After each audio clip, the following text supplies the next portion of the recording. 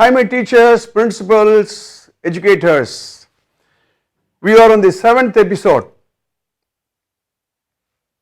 on teaching to empowering students. Let us be very clear. There are two different functions.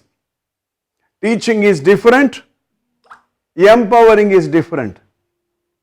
You can keep empowering without teaching. You can teach without empowerment. It's something like the positive and negative of a wire.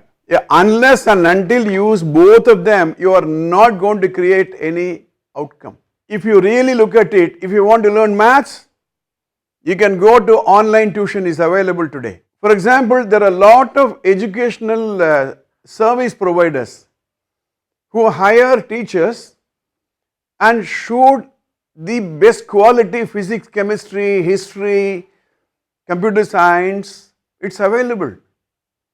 With a tab, you can pick up knowledge.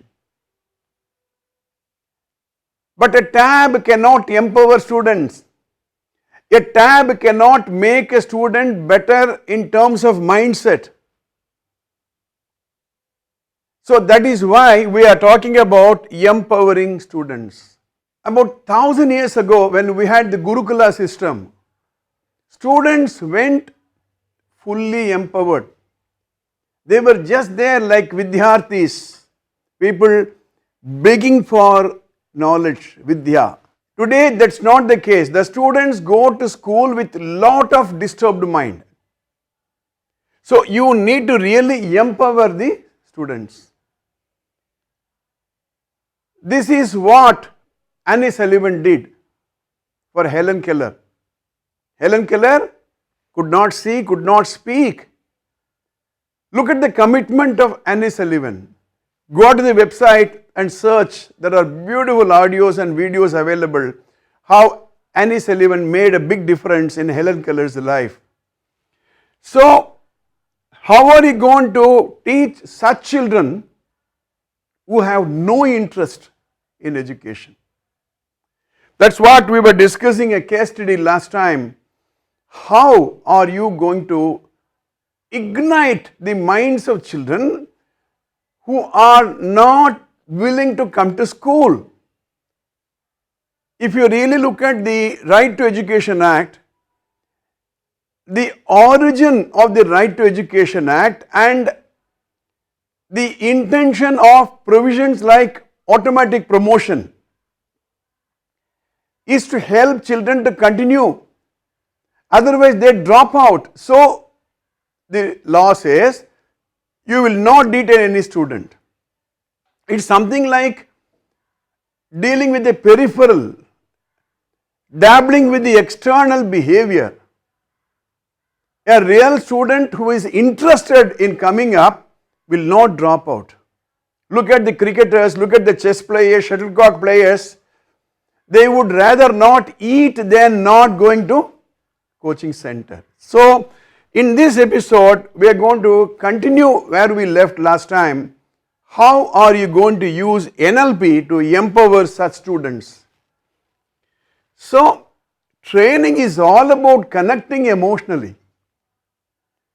A computer cannot connect emotionally.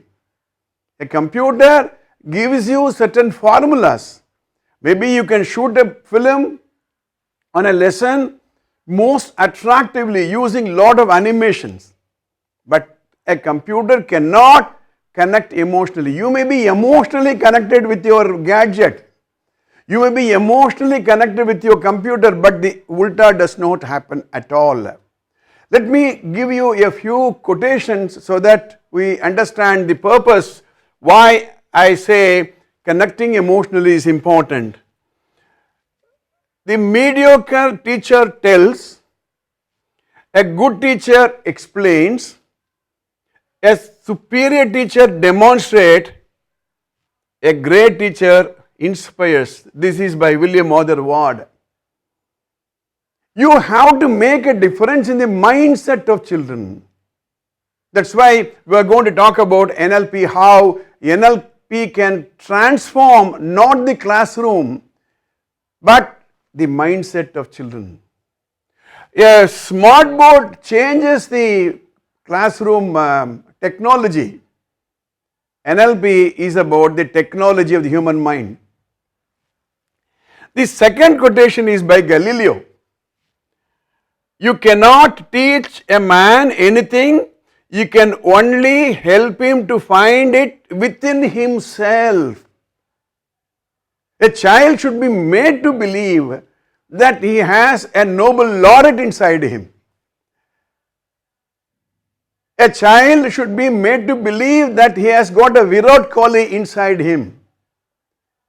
A chess student should be made to feel that he has got a Viswanathan Anand inside him. There was a story about Michelangelo. Michelangelo was making a statue out of a stone. A small little child asked, "Uncle, what are you doing?" For which Michelangelo said, "There is an angel inside this rock. I am trying to liberate that rock." Next time when you go to the class, go with this mindset. There are M.S. Swaminathan, there are Ambedkars, there are Mahatma Gandhis, there are Sardar Vallabhbhai Patels. In the classroom, there are scientists, there are Edison, there are Walt Disneys inside the classroom, there are Bill Gates inside the classroom. I am trying to liberate them. Unless and until you are empowered, you cannot empower the students. What is not inside you, you cannot give it to anybody. Look at this beautiful quotation by Socrates. I cannot teach anybody anything. I can only make them think. Make them think. So how do you make them think? How do you make them to think, yes, I can do it? How do you make the student to think that small little setbacks are temporary? How do you make students feel self-confident? I am going to give you how these NLP presuppositions I went through last time, how does it relate to the case that I handled. Just to recall in a few minutes, here was a case where the student was not turning up for the classroom, and I had to sit with him to discover himself, to rediscover himself, to reinvent himself, to start visualizing at this rate where is he going, and so then I concluded it that now he is an engineer. What are the presuppositions involved? The first presupposition is the map is not the territory, which means the student is thinking that by remaining the house he can come up in life, or he is ignorant of the opportunities. That's why I had to go with him a lot of step-by-step process of communicating with him. Visualize what will happen if you are not going to attend the classroom. The map that he has got in his mind with picture that everything will be all right has to be changed to another map. I'm going to be on the road. I'm going to miss the bus. My other friends are going to achieve. I'm not going to achieve it. I changed the map in his mind by communicating with him. The second is experience as a structure. Experience as a structure. I talked to the child, made him go through the mental experience, emotional trauma I created inside him. I said, don't come to school, no problem, but visualize what will happen. Staying in the house was a happy thing for him, rather than coming to the school. In the school there are a lot of disciplinary rules. You should be in time, you should take down the class notes, you should do the class work, you should do the homework, you are not supposed to shout, you are not supposed to run. So many don'ts. It's painful. Unless and until the child understand that this painful experience is a pleasure. this painful experience of submitting myself to discipline and obedience is pleasure is not going to change. So experience is a structure. That's why we have a lot of games in my classroom training programs. Lot of exercises I give, where the teachers realize, oh, is that what it means to feel this way? The third presupposition is, if one person can do something, anyone can learn to do it. Beautiful. If one person can do something, anyone can learn to do that. In the same classroom, there are students who are doing exceedingly well. There are students who are not doing well, who are struggling even to get a pass. I explained to you some time back, if the brain is going to decide the mark, if the brain is going to pick up the information and reproduce at the time of the examination, then everybody should perform. The students who are scoring excellently well have a mental program. Anyone can learn to do that. In fact, I used to do a small little modeling in my NLP seminars, where I ask a person, you are so good at it, tell me what happens when you go through that experience of performing. Let's say he is a performing artist. Let's say he is good in mathematics. Let's say he is very good in sports. I ask him, how do you do that? When that program is transferred on another, that person can also do that. In NLP, there is what is called modeling with NLP. Values can be transformed. Values can be brought inside me. I start looking at the world the way experts look at the world. It is possible. The next NLP presupposition I used is, the mind and body are part of the same system. I realized with this student, the body refuses to go to school because the mind is refusing. The mind and body are part of the same system. Let me give an exercise. You sit like this with eyes focused down, have a shallow breathing, and think about an upcoming event tomorrow morning. You have to go to your boss and ask for a 10 days leave. In this position, you think about it. And notice what picture evolves in your mind. Obviously, you are not going to be comfortable with the picture which evolves. Now sit straight, take a deep breath, put your hand here and start thinking, tomorrow I am going to ask for a 10 days leave. Maybe the boss may refuse, but I know how to get it. Look at, sit like this and visualize the same position, you will find a difference.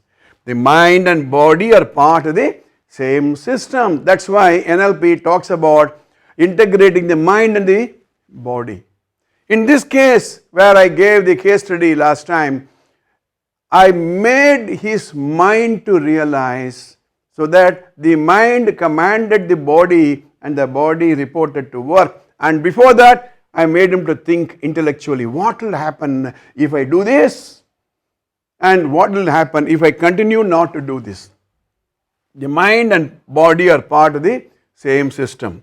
The next one is, people have all the resources.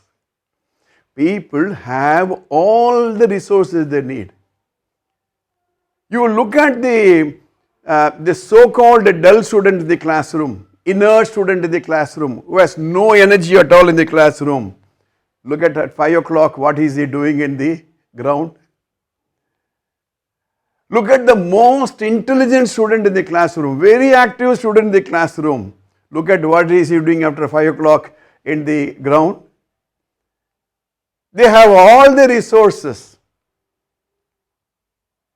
I will give one more example. Let us say that there is a marriage in the family, and for nearly a week you have been working very hard, and you did not sleep, you did not eat, and the marriage takes place 9 o'clock, let us say 9 to 10:30, evening there is a reception. You will work like anything. The day next to the marriage, you will not be able to get up even. Because the mind told you very clearly, come on, don't stop. Still you got to attend to the friends, relatives, the amazing, happy occasion, exciting occasion. Once that is over, the mind says, bye, take rest. The mind and body are part of the same system. That's why I am telling you. And also people have all the resources. The same person was energetic, but after the marriage is dull. The teacher should combine these things and understand each student is different. In fact, in some other episode I am going to discuss how each student is different and how you should communicate differently to different students. The next one is, you cannot not communicate. Note the double negative there. You cannot not communicate. You are always communicating. The wrinkle on your face, the eyebrows going up, the shivering that you undergo, a bent head, an upright head, all these things are communication. When I saw that student that day at the time of counseling, he was so comfortable. He was so comfortable. I asked him, any problem? No problem, sir. That means he communicated with me that in his mind there is no problem until and unless he identifies a problem. What is actually a problem? How things should be and how things are. Gap between what should be happening and what is happening. So you cannot not communicate. You are always communicating. In the classroom, the way you talk to the children, the way you smile, the way you give a pat at the back, everything is communication. One day if you do not come to the class, the student should miss you. That is very, very important. You are always communicating. A little frown on your face, a smile on your face, the little gestures that you do, the way you appreciate. The meaning of communication is the response you get. In this case, until and unless the child started reporting back to school, my communication is not over. In fact, in my one-to-one counseling in my office, where people come with a lot of issues between husband and wife, issues between partners, father and son, mother-in-law, daughter-in-law, teenage problems, and students coming and telling me, sir, I don't know what to do. With just about a month to go, I am so upset. I forget everything. We try many ways. You have to get the outcome. If the outcome is not there, work. There is another NLP presupposition which says, when what you are doing is not working, do something else, do anything else. That is, change the process, change the knowledge, change the skill. Last but one is, underlying every behavior is a positive intention. Underlying every behavior is a positive intention. Let's say that a child pilfers, he has taken away the instrument box of another student. Let's say that you have kept some books and toys and one child comes and picks it up. Is the child wanted to thief? No. If you keep some toffees and go out and come, if the child has taken one, is it thieving? Will you call the child a thief? The child wants to eat it. Underlying every behavior is a positive intent. In that particular case, he is not going to school had a positive intention. Unless and until the intention is replaced, he will not go to school. The last presupposition is, people are always making the best choices available to them. People are always making the best choices available to them at that point of time. So you have a choice to go to school. If I go to school, this is the outcome. Make him to visualize. If you don't go to school, this will be the outcome in 10 years' time. And ask them to weigh one over the other I am sure he is intelligent enough to understand, oh, this is what I want. And so, teachers are communicators. Teachers are not knowledge givers. It's not like an ATM machine, you go inside a car, you get money. Teacher is not a person who can give knowledge just like that at the switch of a button. A teacher is a communicator, and the best teacher has to be a best empowering personality. Wait for the next episode where I will share with you some very interesting facts about the various programs available in children. See you in the next episode. SRMJV is not just a school, it's a one-time experience. VM Nagar, Tiruvallur,